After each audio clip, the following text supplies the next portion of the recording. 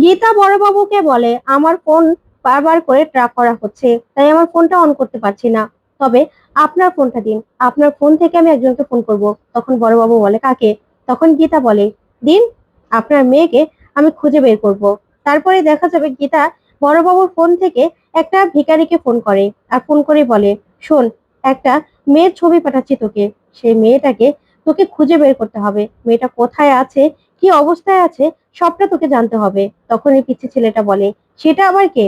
তখন গীতা বলে, সে মেয়েটা হারিয়ে গেছে, তাকে কেউ নিয়ে গেছে এখান থেকে, তাকে তোকে খুঁজে বের করতে হবে। তখন সেই ছেলেটা বলে, তার মানে তাকে দিয়ে ভিক্ষে করানো হচ্ছে, তাই তো? তখন গীতা বলে, হ্যাঁ। তারপর ছেলেটা বলে, ঠিক আছে, তাহলে দিদিমণি, আমাকে ছবিটা পাঠিয়ে দিন, আমি দেখছি। তখনই গীতা বড়বাবুকে ফোনটা দিয়ে বলে, নিন, এই নাম্বারে ফোন, ছবিটা পাঠিয়ে দিন আপনার মেয়ের, ওই খুঁজে দিবে। তখনই বড়বাবু বলে, এটা কে? তখন গীতা বলে, একটা ভিখারি, তাকেই ফোন করেছি।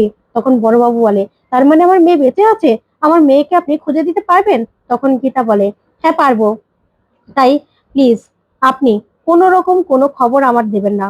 আমি কোথায় আছি সেটা কাউকে বলারও প্রয়োজন মনে করবেন না। কোর্টে আমি আপনার মেয়েকে প্রডিউস করব, আর কেসটা আমি জিতবো। আপনাকে বললাম তো, কেসটা আমি জিতবই। এই বলে গীতা চলে যেতে লাগলেও, চলে যেতে গিয়েও আবার বড়বাবুর কাছে ফিরে আসে, আর সেই বলে, প্লিজ আমার পিছু নেবেন না, আমি কোথায় আছি সেটা জানারও চেষ্টা করবেন না, ফোন নাম্বারে ছবিটা পাঠিয়ে দিন। এই বলে চলে যায়। তারপরে সেই বাচ্চাটাকে ছবি পাঠিয়ে দেয় বড়বাবু। তখন বাচ্চাটা ছবিটা দেখে ওর দলবলকে খবর দেয়, আর খবর দিয়ে বলে, শোন, এই মেয়েটার ছবিটা তোরা দেখে নে, এই মেয়েটা কোথায় আছে, 1 ঘন্টার মধ্যে আমার খবর চাই, বুঝতে পেরেছিস? তখনই ছেলেগুলো বলে, ঠিক আছে, ঠিক আছে, আমরা চলে যাচ্ছি। ওইদিকে মৈত্রী দেবী অগ্নিজিৎ মুখার্জিকে বলে, গীতার কোনো খোঁজ পেলেন? তখন অগ্নিজিৎ মুখার্জি বলে, না, কোনো খোঁজ আমি পাইনি। তখন মৈত্রী বলে, গীতা মিসিং, ও কি একদম হাওয়া হয়ে গেল নাকি? তাও আবার কাকে নিয়ে? পাপ্পুকে নিয়ে। আমার কিন্তু গীতাকে চাই, না হলেও কোর্টে যদি পাপ্পুকে নিয়ে হাজির হয় না, তাহলে কি হবে বুঝতে পারছেন তো? আপনি কেসটা হেরে যাবেন, হেরে যাবেন আপনি। তখন অগ্নিজিৎ মুখার্জি বলে, গীতা কোথায় আছে আমি জানি না, জানি না আমি, তবে পাপ্পুকে যদি কোর্টে প্রডিউস করে না, তাহলে কিন্তু কেসটা পুরো জিতে যাবে গীতা, আর আপনি হেরে যাবেন মৈত্রী দেবী। তখন মৈত্রী দেবী বলে, শুনুন, আপনার বৌমাকে তো আমি খুঁজে বের করবোই, আর যেখান থেকে হোক, তারপরে ওকে আমি শেষ করে দেব, শেষ করে দেবো ওকে আমি, আর ওর পেটের বাচ্চাকেও শেষ করে দেবো। তখনই অগ্নিজিৎ মুখার্জির গীতার কথা প্রচন্ড মনে পড়ে, আর খুব কষ্ট পেয়ে মৈত্রী দেবীকে বলে, আপনি কি বলছেন এসব? আপনি কি মানুষ খুন করবেন নাকি? তখন মৈত্রী দেবী বলে, হ্যাঁ, আমি খুন করব। ও বিষ্ণুদেবের কাছেও নেই, আর কোথাও নেই, পুলিশও ওকে খুঁজে পাচ্ছে না, আপনিও খুঁজে পাচ্ছেন না, আমিও খুঁজে পাচ্ছি না, কিন্তু এবার তো ওকে খুঁজে বের করতে হবে। ও কিন্তু সাপের লেজে পা রেখেছে, এবার ওকে আমি শেষ করব। তখন অগ্নিজিৎ মুখার্জি বলে, শুনুন, ওনা একজন অ্যাডভোকেট, অ্যাডভোকেটকে এত সহজে খুন করা যায় না। আর গীতা, গীতা কিন্তু জিতার জন্য জন্ম হয়েছে, গীতাকে আপনি কিচ্ছু করতে পারবেন না, কিচ্ছু না। তখন মৈত্রী দেবী বলে, শুনুন, আপনার থেকে আমি কোনো রকম কোনো অ্যাডভাইস শুনতে চাই না, আপনাকে আমি বলে দিলাম, ওই গীতাকে কিন্তু আমি মেরে ফেলবো, মেরে ফেলবো ওকে আমি। ওর এবার সময় ঘনিয়ে এসেছে। আমি বারবার বলেছিলাম আমার লেজে পা না দিতে, কিন্তু ও খুব বড্ড ভুল করে ফেলেছে। তারপর দেখা যাবে মৈত্রী দেবী বড়বাবুকে ফোন করে, আর ফোন করে বলে, গীতার কোনো খোঁজ পাওয়া গেল? তখন বড়বাবু বলে, না, গীতার কোনো খোঁজ পাইনি। তখন মৈত্রী দেবী বলে, আপনি পুলিশ, আপনি থানার বড়বাবু, একটা পাতা নড়লেও যার কাছে খবর আছে, সে কিনা গীতার খোঁজ জানে না? আপনি সত্যি বলছেন তো? গীতার খবর আপনি জানেন না? তখন বড়বাবু বলে, না, আমি বললাম তো, আমি খোঁজ জানি না। তখন মৈত্রী দেবী বলে, দেখুন, আমার কাছে কিন্তু লুকিয়ে লাভ নেই, আপনার মেয়ে কিন্তু আমার কাছে। তখনই পঙ্কজ স্যার রেগে যায়, আর বলে, শুনুন, একদম বাজে কথা বলবেন না, বারবার করে আমাকে কেন ডিস্টার্ব করছেন? আপনি কেন ডিস্টার্ব করছেন? আমি যে কি সেটা আপনি জানেন না, আপনি আমাকে বারবার করে ডিস্টার্ব করবেন না, বললাম তো গীতা কোথায় আছে আমি জানি না। তখন মৈত্রী দেবী বলে, গলা নামিয়ে কথা বলুন, আপনার মেয়ে কিন্তু আমার কাছে আছে। তখনই বড়বাবু বলে, সেই জন্যই তো আপনি আমাকে ঠেট করতে পারছেন, আপনি আমার মেয়েকে কিডন্যাপ করে নিয়ে কি ভেবেছেন যে আপনি আমাকে কিনে নিয়েছেন? শুনুন, গীতা এলএলবি কে না কেউ খুঁজে পাবে না, আর ও না একজন অ্যাডভোকেট, ও কেসটা জিতবেই, ওর জিতার জন্য জন্ম হয়েছে। তখন মৈত্রী দেবী বলে, একদম চুপ করুন, আপনি গীতাকে খুঁজে বের করুন, আর আপনি বেশি বাড়াবাড়ি করলে না, আপনার মেয়ে কিন্তু আমার কাছে, শেষ করে দেবো ওকে আমি, একদম শেষ করে দেবো। তখনই বড়বাবু বলে, না না, আমার মেয়েকে কিছু করবেন না, আমি দেখছি গীতা কোথায় আছে, কিন্তু গীতার কোনো খোঁজ আমি পাইনি। তখনই মৈত্রী দেবী বলে, আপনি পাননি খবর, তারপরেই অ্যাডভোকেট অগ্নিজিৎ মুখার্জি খবর জানে না, তাহলে গীতা কোথায় আছে? এবার তো খোঁজটা আমাকে জানতে হবে, আমাকে খবর নিতে হবে।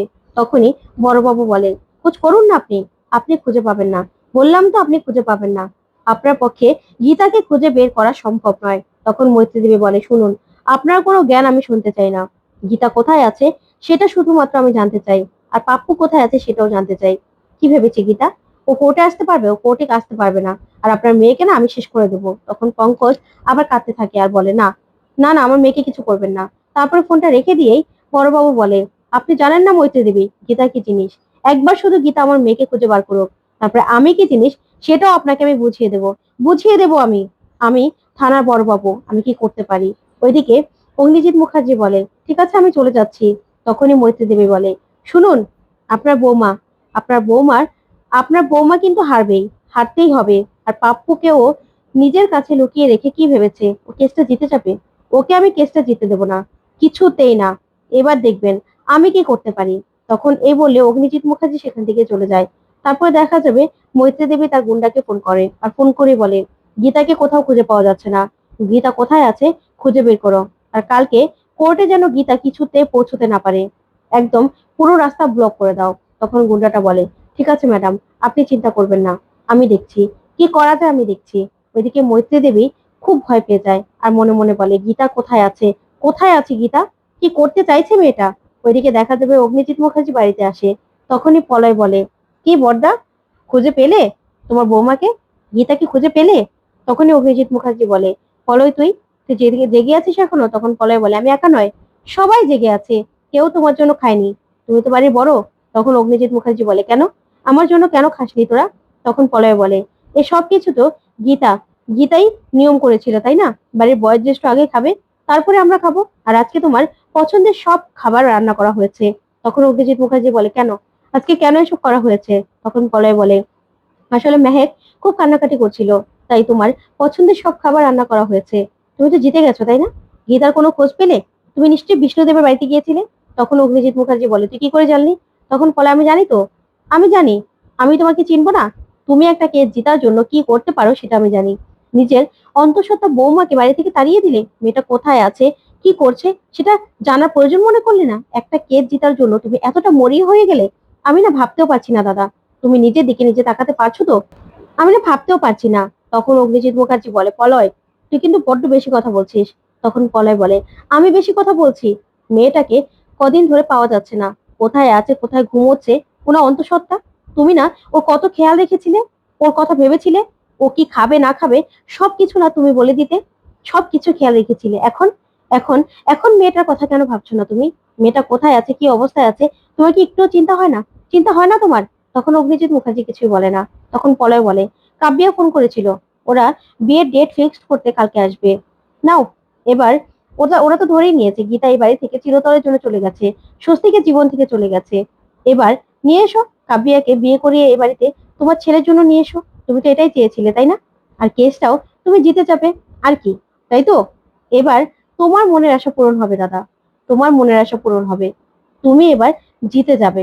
তখন এই কথাগুলো বলেই পলয় সেখান থেকে চলে যায়। তখনই অগ্নিজিৎ মুখার্জি মনে মনে খুব কষ্ট পায় আর বলে, আমার গীতার কথা খুব মনে পড়ছে, কিন্তু কি করব, আমি যে অক্টোপাসের মতো চারপাশ থেকে জড়িয়ে গেছি, আমাকে জড়িয়ে নিয়েছে, আমি কিচ্ছু করতে পারছি না, আমার না কিচ্ছু করার ক্ষমতা নেই, কি করব আমি? কিছু কিছু সম্পর্ক ছেটে ফেলে দিতে হয় কিছু কিছু জিনিসের জন্য। এবার এই সম্পর্কটা না হয় আমি ছেটে ফেলে দেব, গীতাকে না হয় সারা জীবনের জন্য আমাদের কাছ থেকে সরিয়ে দেব। তখন এই কথা ভেবে অগ্নিজিৎ মুখার্জি কাঁদতে থাকে। ওদিকে দেখা যাবে মেহেক কোর্টে পৌঁছয়। তখনই ওর পেছনে দুজন গুন্ডা ধাওয়া করে। তারপরে মেহেক কোর্টে যাবে, ঠিক তখনই গাড়ি নিয়ে মৈত্রী দেবী সামনে এসে দাঁড়ায়। তখনই মৈত্রী দেবীকে দেখে মেহেক বলে, আপনি? তখন মৈত্রী দেবী বলে, কি, বাবার বিরুদ্ধে সাক্ষী দিতে কোর্টে চলে এসেছো? বাবা শিক্ষা দেয়নি? তখন মেহেক বলে, শুনুন, আমার বাবা না আমাকে ঠিক শিক্ষাটাই দিয়েছে, আপনাকে আপনার বাবা শিক্ষা দেয়নি, আপনার বাবার শিক্ষা পাননি বলেই তো আপনার এই অবস্থা। তখন মৈত্রী দেবী প্রচন্ড রেগে যায়। তো বন্ধুরা, কেমন লাগলো আজকের আপডেট কমেন্ট করে জানাও। ধন্যবাদ।